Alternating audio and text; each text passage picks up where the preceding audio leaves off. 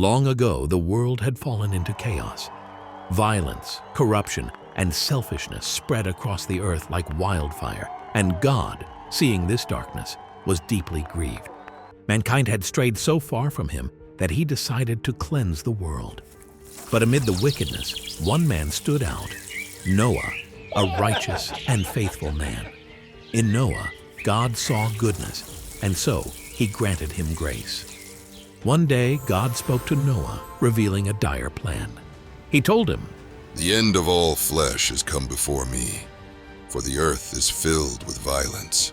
God would send a flood to wipe the slate clean, but he had a way for Noah and his family to be saved.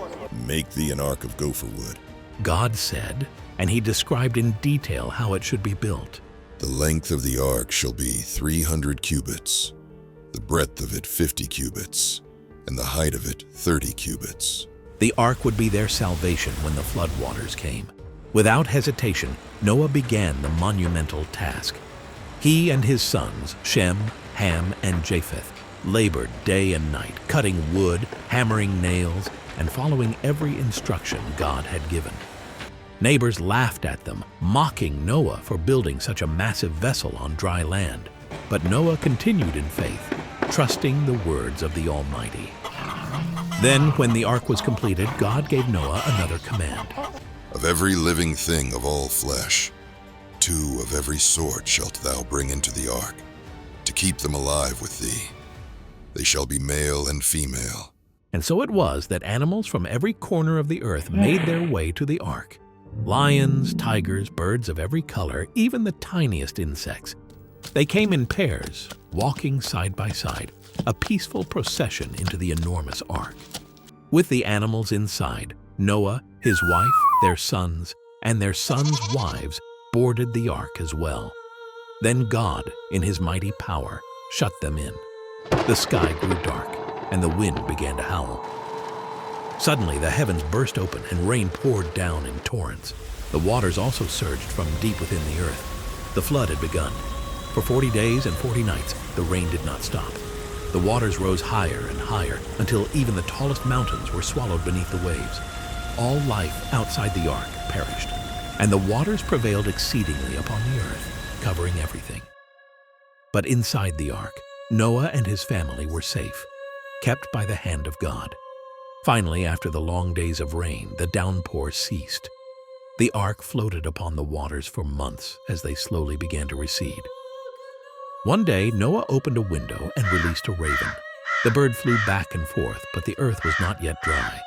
After some time, Noah sent out a dove. It returned with nothing. But when he sent it out again a week later, it came back with an olive leaf in its beak. Noah knew then that the waters had abated. At last, the ark came to rest on the mountains of Ararat. God spoke to Noah again, telling him, "Go forth of the ark, thou and thy wife, and thy sons wives with thee." And so they stepped out into a new world, cleansed of the violence that once plagued it. Overcome with gratitude, Noah built an altar and offered sacrifices to God. The Lord, smelling the sweet savor, made a covenant with Noah, saying, "I will not again curse the ground any more for man's sake." And as a sign of this promise, God said, "I do set my bow in the cloud, and it shall be for a token of a covenant between me and the earth." Noah and his family gazed up at the sky and saw the first rainbow, a beautiful arc of color stretching from one horizon to the other. The story of Noah's Ark teaches us that even in the midst of great darkness and judgment, faith and obedience can lead to salvation.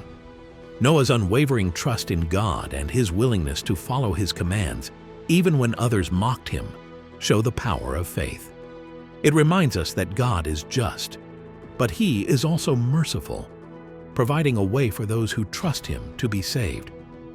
The rainbow, a symbol of God's promise, assures us that no matter how overwhelming the storms of life may be, there is always hope for renewal and a fresh start through God's grace. If you enjoyed this video, don't forget to share it with friends. Hit the like button, subscribe, and click the bell icon so you're notified whenever we post new content. Thank you for watching, and may God bless you abundantly.